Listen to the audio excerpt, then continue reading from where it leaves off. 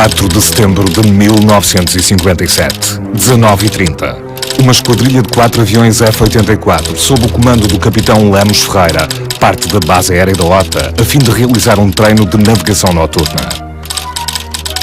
Percurso OTA, Córdoba, Cáceres, OTA. Aquele voo, aparentemente normal, iria transformar-se na mais insólita aventura da vida dos 4 pilotos. Caso protagonizado pelo então capitão José Lemos Ferreira em setembro de 1957, é o mais antigo do nosso repertório dos encontros imediatos. Este caso ocorreu durante um voo de rotina, um voo noturno entre a base da OTA, Córdoba, Cáceres, já em Espanha, e de regresso à base da OTA. É uma situação interessante que abalou, de alguma maneira, os 4 pilotos envolvidos, que se defrontaram com um conjunto de fenómenos luminosos súbitos que irromperam durante largos minutos a sua formação e causou naturalmente sobressalto. São essas as incidências que vamos examinar de seguida. OTA, 4 de setembro de 1957. Seriam 19h30 quando tudo ficou preparado para a realização de mais um voo de treino de navegação noturna. Já devidamente equipado, o capitão Lemos Ferreira, que mais tarde viria a ser chefe de Estado-Maior da Força Aérea Portuguesa, estava pronto para comandar esse voo.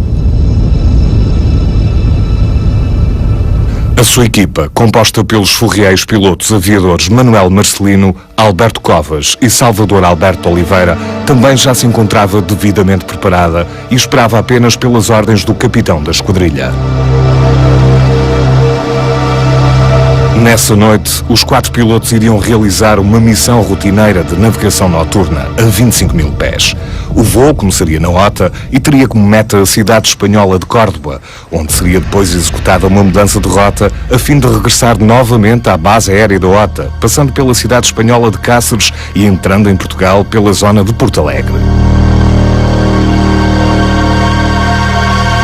Depois das últimas recomendações dadas pelo capitão Lemos Ferreira, estava tudo a postos para dar início ao voo.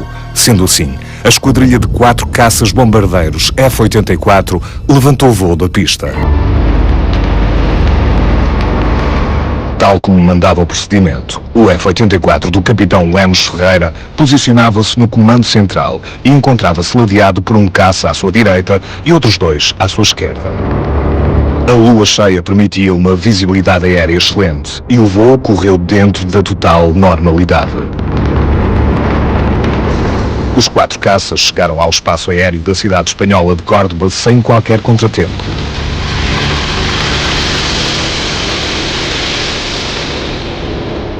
Tendo chegado ao destino, estava na altura de fazer o caminho de regresso para o espaço aéreo português. Para tal, a esquadrilha curvou para a esquerda, a fim de alterar o rumo do voo.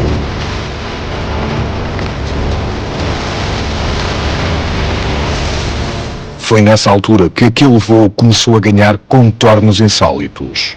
Com espanto, os 4 pilotos repararam numa pequena esfera amarela, com características fora de vulgar.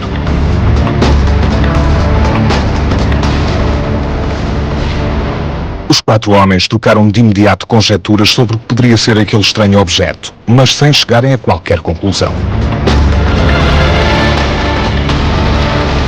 Contudo, aquela esfera tão misteriosa ainda se iria tornar em algo ainda mais extraordinário. Passado alguns minutos, a pequena esfera amarela alargou repentinamente, tornando-se numa bola colorida e de maiores dimensões. A evolução do estranho objeto surpreendeu os pilotos, que nunca haviam presenciado um fenómeno tão invulgar. E, para surpresa de todos, passados mais alguns minutos, o mesmo objeto sofreu um novo movimento, desta vez de retração, transformando-se novamente na pequena esfera amarela inicial.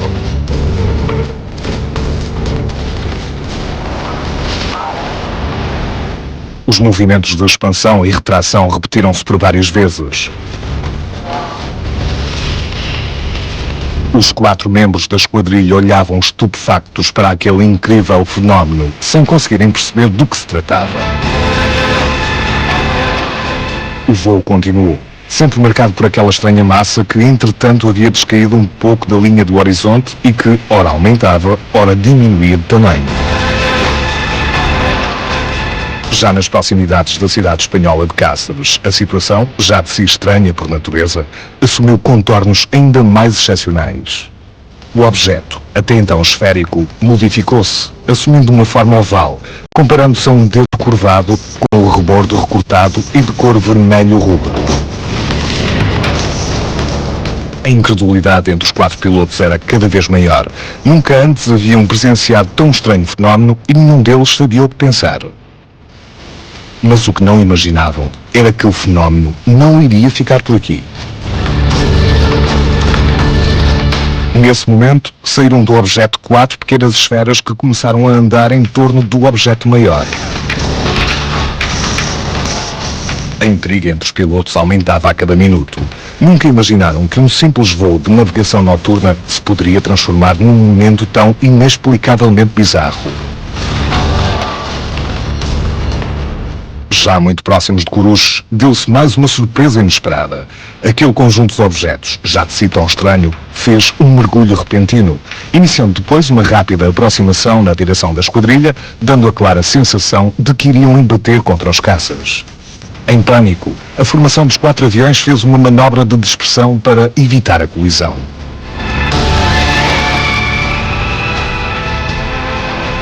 Quando se reuniram novamente, já nenhum dos pilotos conseguiu ver qualquer vestígio do objeto, que simplesmente havia desaparecido. Ainda a recuperar do susto, os pilotos continuaram o voo com o objetivo de conseguirem aterrar o mais rapidamente possível.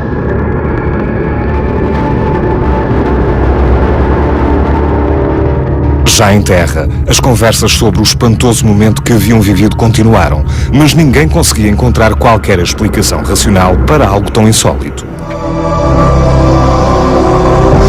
Dado aquele voo ter sido tão especial, o capitão Lemos Ferreira elaborou imediatamente um relatório interno, onde descreveu pormenorizadamente todos os acontecimentos vividos pela esquadrilha naquela noite.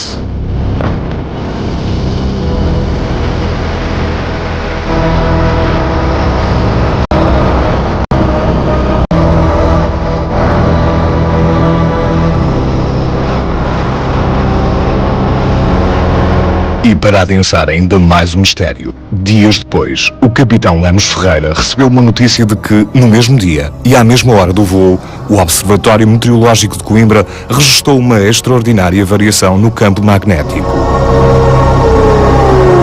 A noite de 4 de setembro de 1957 suscitou imediatamente o interesse de vários órgãos da comunicação social da época.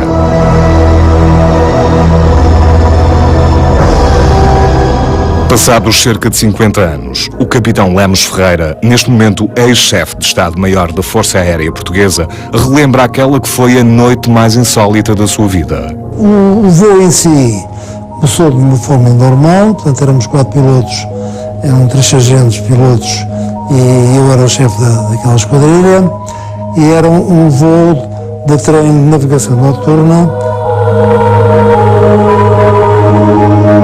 E tudo se passou de forma normal, até chegámos à vertical de Córdoba, quando numa volta pela esquerda deu uma sensação de que estava a haver alguma coisa qualquer diferente daquilo que era habitual. Vi uma espécie de uma pequena esfera de cor amarela viva, mas era uma coisa relativamente pequena, poder-se confundir com um astro, mas não com os astros que nós conhecíamos. Foi discutido entre nós, através de interfonia, o que é que seria e o que é que não seria, porque estávamos todos a ver a mesma coisa, e as conclusões a que chegámos foram nenhumas, é claro. Passados alguns minutos, aquilo que era a tal pequena esfera, de cor amarelada, de repente teve uma espécie de alargamento para uma coisa muito maior, uma esfera muito maior, com a característica de ser colorida. Passado algum tempo relativamente curto, houve uma retração e aquela esfera colorida passou novamente a ser uma coisa muito mais pequena e com a mesma cor que tinha anteriormente, portanto amarelado. Próximo de Cáceres, onde íamos voltar sobre a esquerda, o objeto um pouco rapidamente mudou da sua forma esférica para uma espécie de uma, como é que eu ia dizer, uma espécie de uma salsicha, e tinha uma cor avermelhada como o ferro quando está em brasa, e com a característica que dava a sensação que estava dentada nas bordas. Até que o piloto estava à minha direita às tantas disse: estão a sair esferas de lá de dentro. E de facto nós vimos depois 3 ou 4 objetos luminosos que tinham também uma aparência esférica, já muito próximos de Cruz. Mais uma vez o piloto estava à minha direita, deu a sensação que todo aquele conjunto se estava a movimentar e vinha a alta velocidade na nossa direção. O que estava à minha direita, de facto, desviou-se para a direita e para cima. Os dois à esquerda fizeram uma manobra idêntica e eu puxei pelo nariz do avião e o rodei sobre o dorso do avião para ver se via passar alguma coisa abaixo de mim. E tudo isto é muito rápido, isto não chega a um segundo para isto acontecer. E não vi nada. E a manobra que estava prevista para fazermos, para aterrarmos na OTA, eu decidi que já não a iremos fazer, porque estávamos todos e, portanto, limitámos a aterrar sossegadamente, agora em fila, aterrando um à esquerda, o outro à direita. Estou a falar dos lados da pista, e com distâncias de 400, 500 metros entre cada avião, e aterramos tranquilamente e fomos para o parque de estacionamento. Depois fomos novamente conversar sobre o que é que tinha sido aquilo, o que é que não tinha sido, e as conclusões eram sempre as mesmas, não sabíamos. Sendo a noite de 4 de setembro de 1957 um marco para a história da fenomenologia OVNI em Portugal, o STEC, Centro Transdisciplinar dos Estudos da Consciência, também se interessou no estudo do caso. Eu tive conhecimento desse caso pela primeira vez em 1975, através da revista Insólito, que era publicada pelo CEAF, na altura. Eu creio terem sido 2 colaboradores, o Rui Ochoa e o José Garrido, que fizeram até uma entrevista com o General Lemos Ferreira sobre o caso. O caso ocorreu em 1957, aqui pelos meus apontamentos, mais precisamente em 4 de setembro de 57.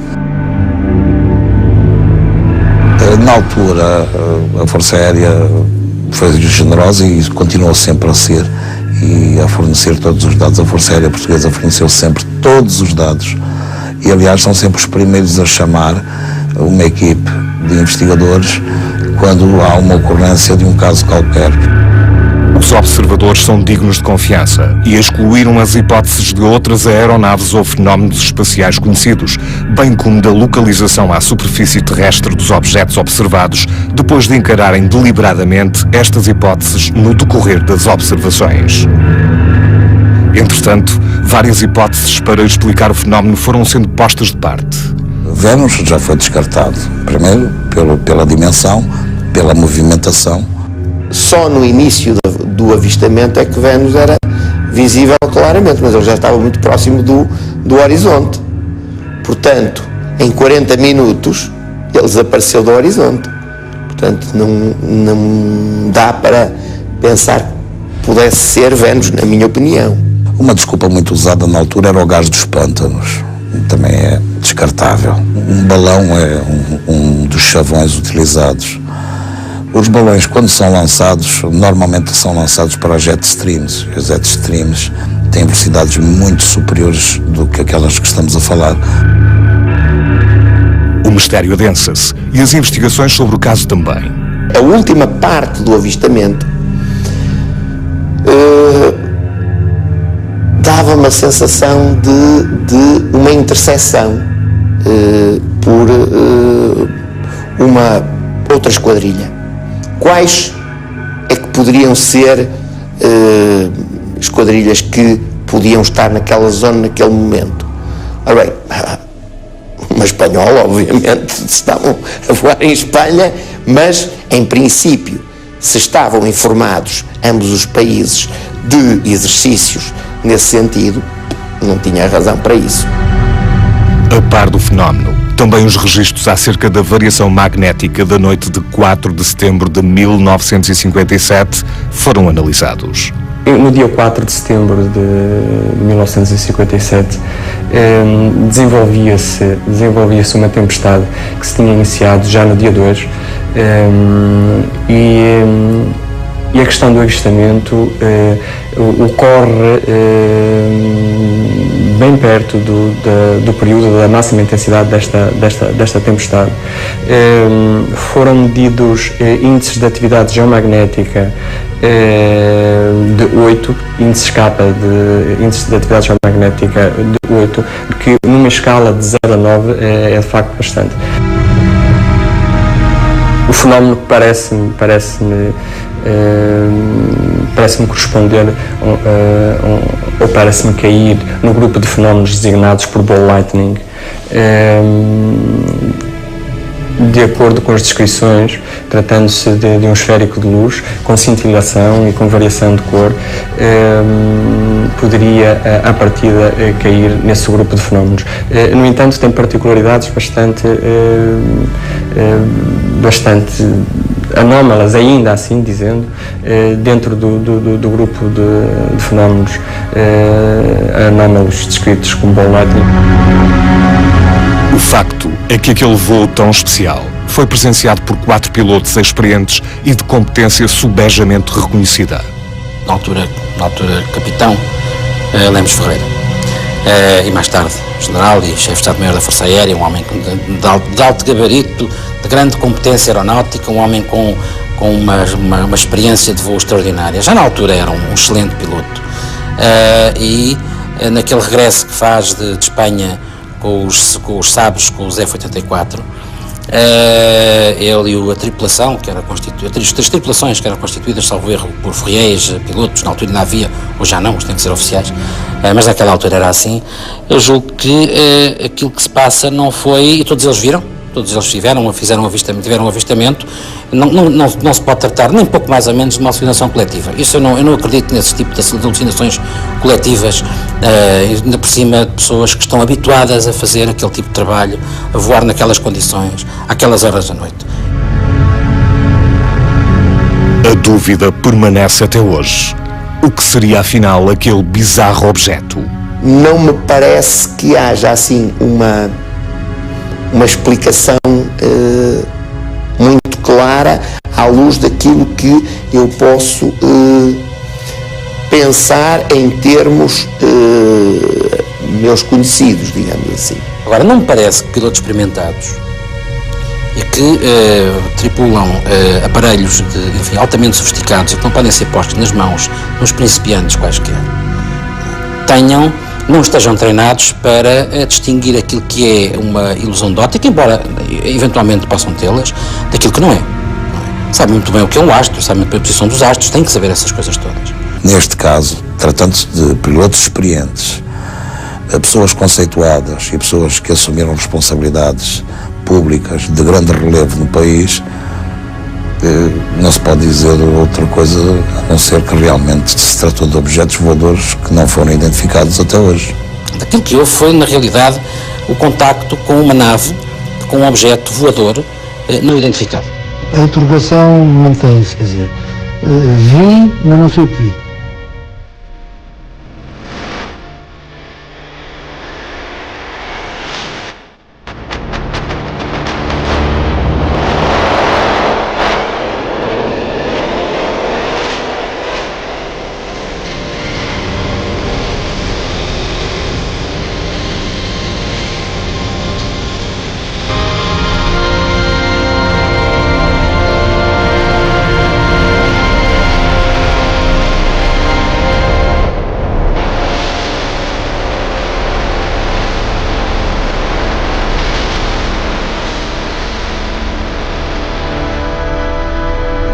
No rescaldo deste caso, o que podemos aferir é, sem dúvida, que a capacidade de percepção, de experiência visual dos pilotos, mesmo em voo noturno, é um dado adquirido.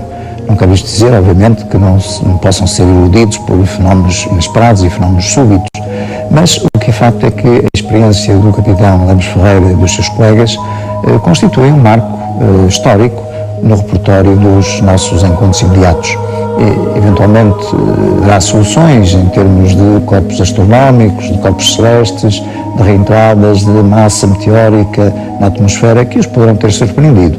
Mas o que é facto é que a credibilidade, o ênfase colocado na descrição destes pilotos leva-nos a concluir que, enfim, do ponto de vista da sua experiência, se tratou de uma experiência original, digna de registro, e por isso os inscrevemos de facto no nosso elenco de casos por resolver.